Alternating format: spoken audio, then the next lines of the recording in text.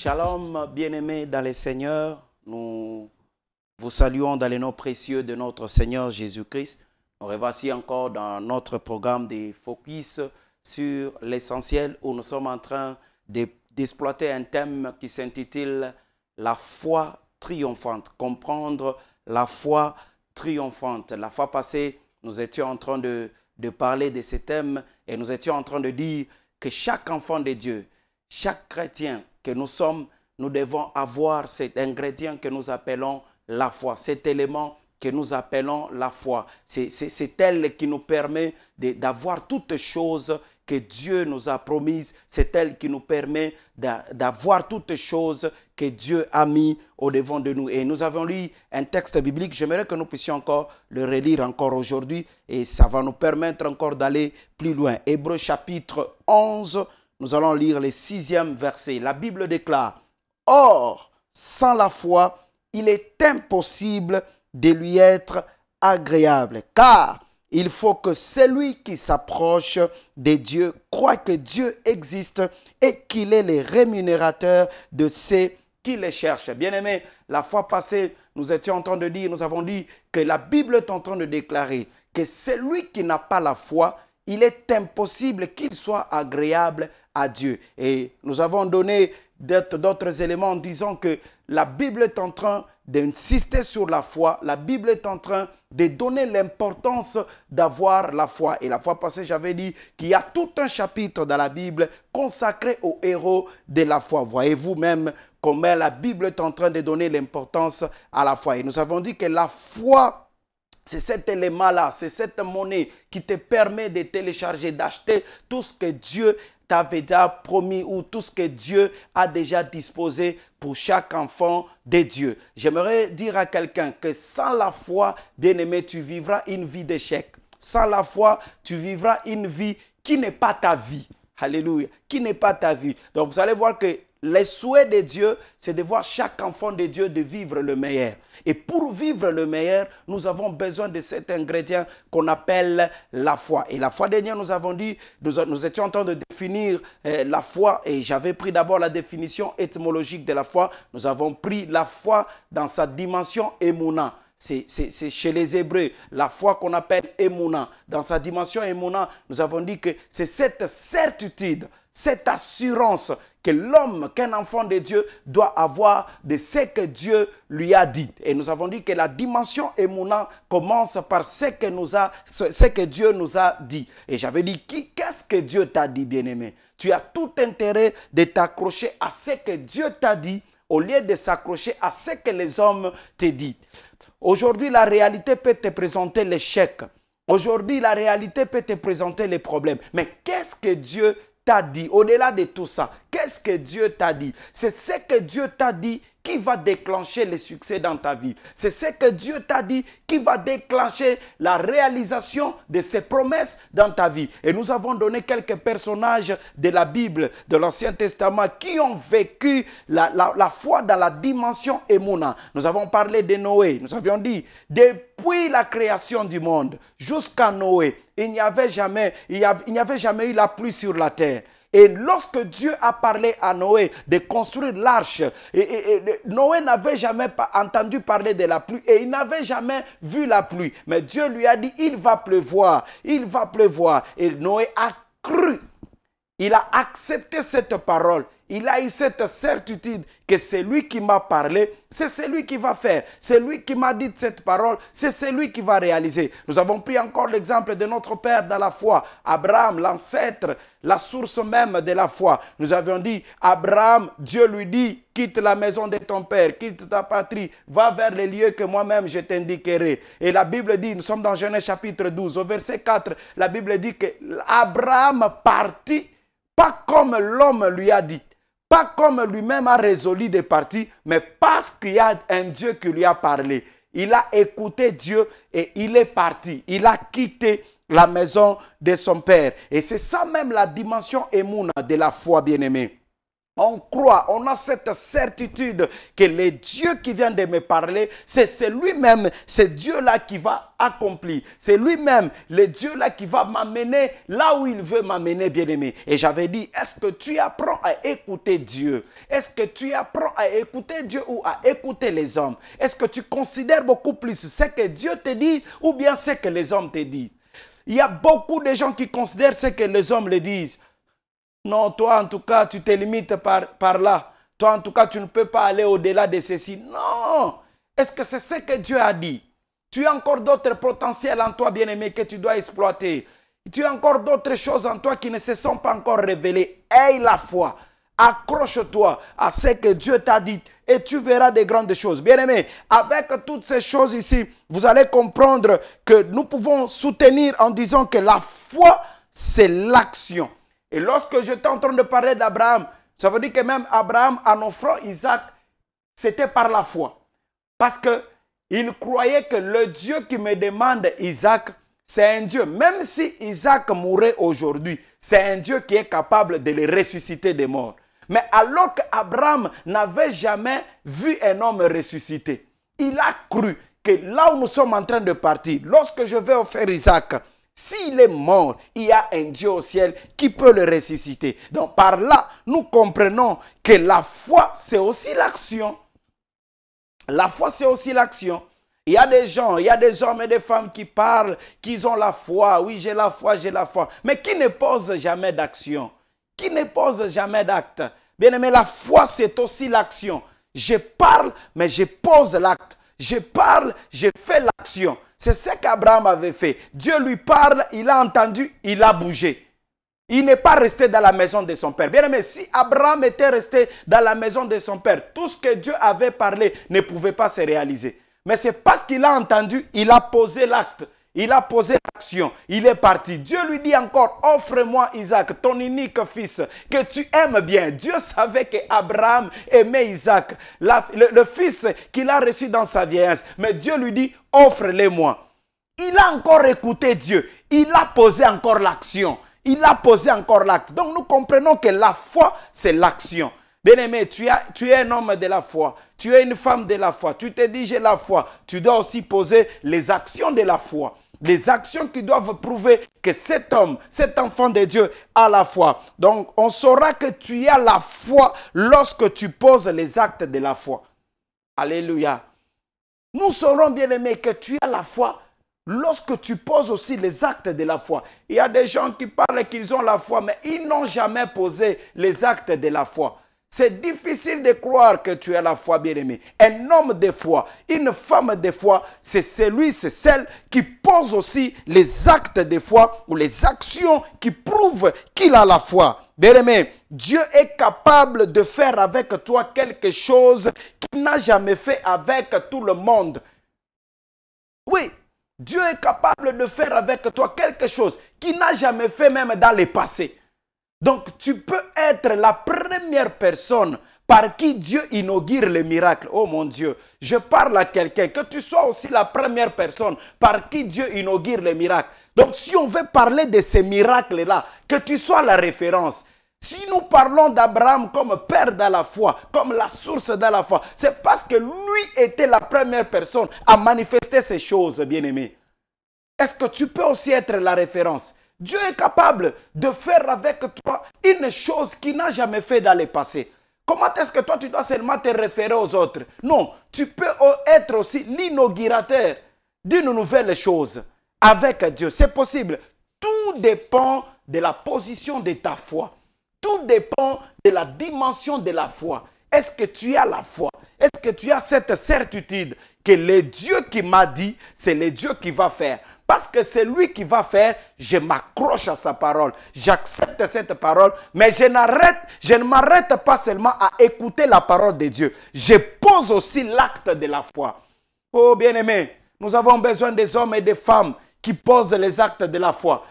Ne t'arrête pas seulement à écouter ce que Dieu t'a dit. Non, Dieu dit à Abraham. Et à chaque fois que Dieu parlait à ces hommes, il posait les actes.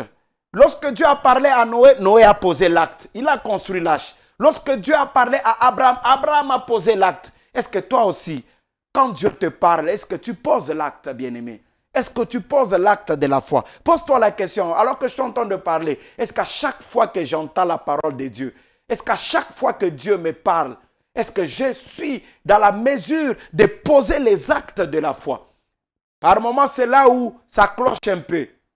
J'ai entendu, oui, c'est bien. Est-ce que je fais ce que Dieu me demande de faire?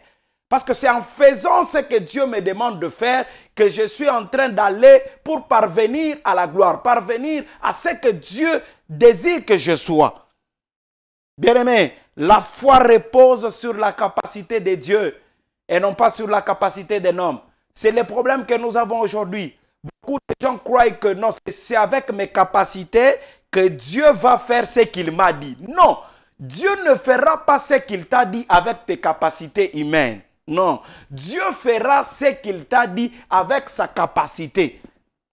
En tant que Dieu, toi tu as besoin juste de manifester la foi par tes actes. Manifeste la foi. La suite, Dieu va l'accomplir par ses capacités. Donc Dieu, la foi plutôt, repose sur la capacité de Dieu et non pas sur la capacité d'un homme. C'est lorsque Dieu finit de réfléchir, d'évaluer sa capacité d'action qu'il se décide de passer à l'action. Je reprends. C'est lorsque Dieu finit de réfléchir et d'évaluer sa capacité d'action qu'il passe à l'action, qu'il se décide de parler, qu'il se décide de faire. Écoutez, Dieu ne peut pas te parler tant qu'il n'a pas encore fini de faire ce qu'il doit faire dans ta vie. Ok, je réponds.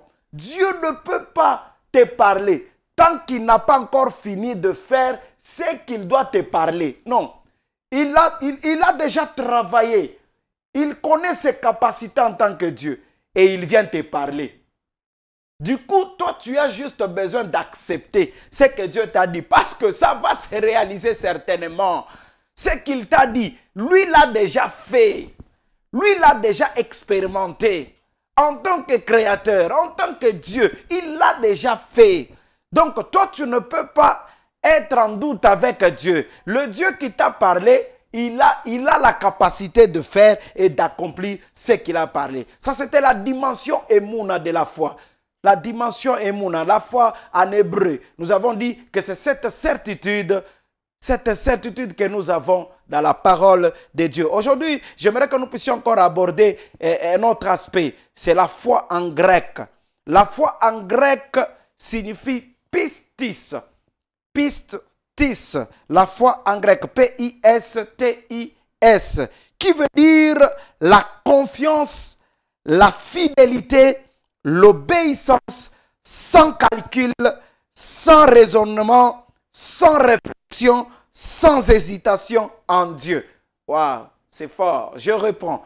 La foi en grec, qui signifie pistis, ça veut dire la confiance, la fidélité, l'obéissance, sans calcul, sans raisonnement, sans réfléchir, sans même hésitation en Dieu. Donc, lorsque nous sommes en train de faire confiance en Dieu, nous avons la fidélité en Dieu, nous avons l'obéissance en Dieu, sans faire de calculs, sans faire de raisonnements, sans hésitation. C'est ce que nous appelons la foi pistis en grec. Bien-aimé, lorsque Dieu parle, il n'y a rien à y ajouter.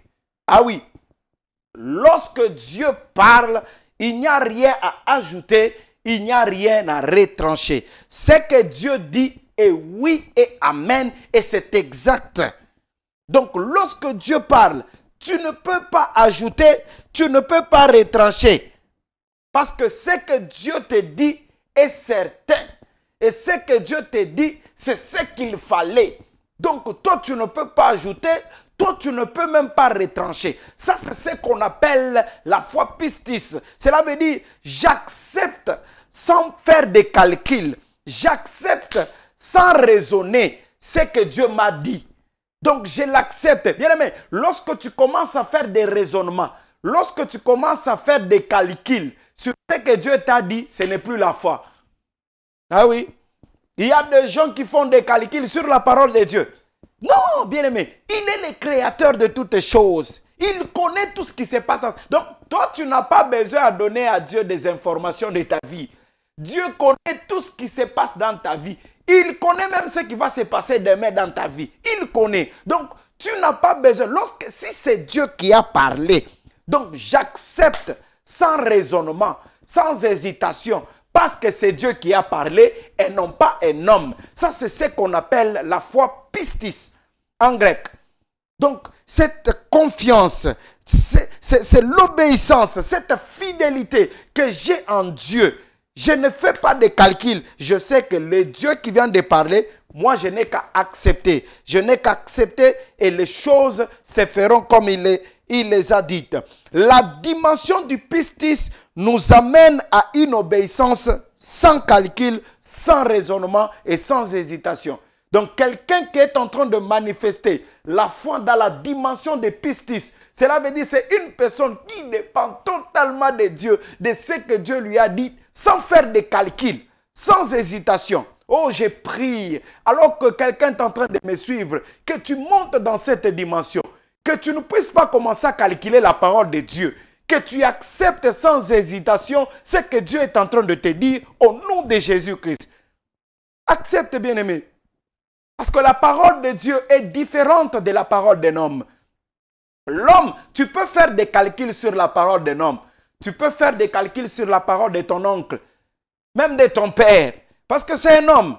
Il peut parler pour ne pas réaliser après. Mais si c'est Dieu qui t'a parlé, bien-aimé, ne fais pas de calculs sur la parole de Dieu. N'accepte pas. Cette année nouvelle, n'accepte pas de faire des calculs sur la parole de Dieu. Parce que c'est Dieu qui a dit, j'accepte. C'est oui et amen. J'accepte sans calcul. Ça, c'est la dimension pistis. La dimension de la foi. Il y a aussi quelques personnages bibliques qui ont manifesté aussi la foi dans la dimension pistis. J'aimerais que nous puissions aussi voir quelques personnages dans la Bible. Nous sommes dans la Bible. Il y a une femme, la femme cananéenne.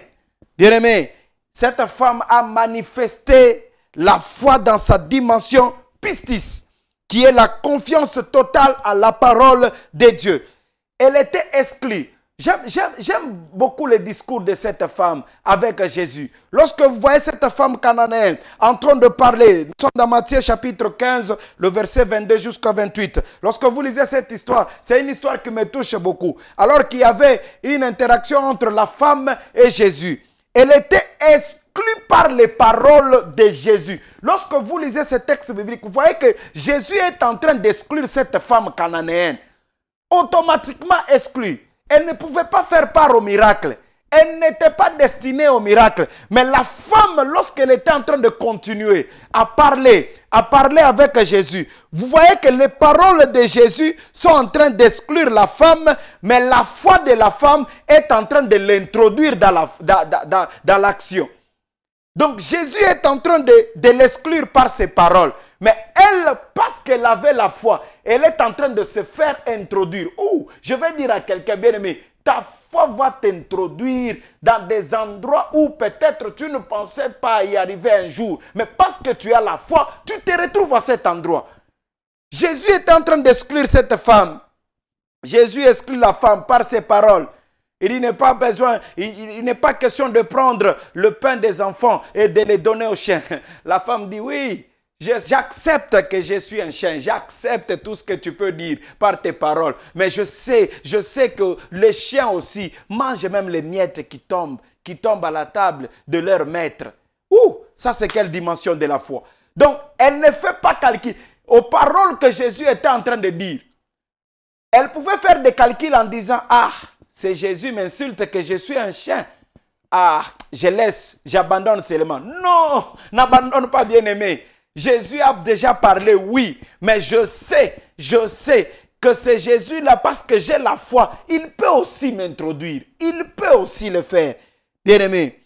Elle s'est fait introduire par la foi. Elle a encore démontré sa foi lorsqu'elle a cru à la guérison de sa fille. Bien-aimé, j'aimerais dire à quelqu'un, Bien-aimé, accepte à ne pas calculer la parole de Dieu. Même si tu la lis, même si tu es en train de constater que ça fait mal, je ne calcule pas Dieu. Je ne calcule pas sa parole. Je ne peux pas mettre des raisonnements sur la parole de Dieu. Mais j'accepte parce que c'est Dieu qui a déjà parlé. Moi, je dois présenter seulement ma foi. Je présente ma foi dans sa dimension pistis. Je ne fais pas de calcul. Je sais que celui qui est en train de me parler là, il a la possibilité de le faire. Cette femme n'a pas écouté les paroles de Jésus.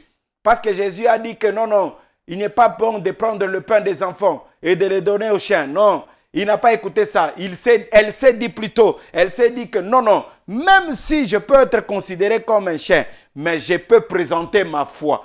À cause de cette foi, cet homme a la possibilité de faire quelque chose. J'aimerais dire à quelqu'un, Dieu ne résiste pas à la foi. Lorsque la foi se présente, Dieu est obligé de faire quelque chose. Dieu est obligé d'agir. J'aimerais dire à quelqu'un qui est en train de me suivre, bien-aimé, ton Dieu, lorsque tu présenteras ta foi, il agira. Et il agira certainement. Et un autre personnage biblique, c'est le centenier romain. Je vais chuter par là. C'est le centenier romain. Un polythéiste, quelqu'un qui ne connaît pas Dieu, quelqu'un qui ne priait même pas.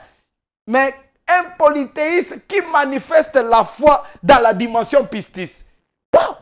Ça doit nous apprendre nos foi de Dieu. Quelqu'un qui ne connaissait pas Dieu, qui ne priait même pas, qui connaissait beaucoup de Dieu là, en vrac, mais qui présente la foi dans la dimension pistis, en la personne de Jésus.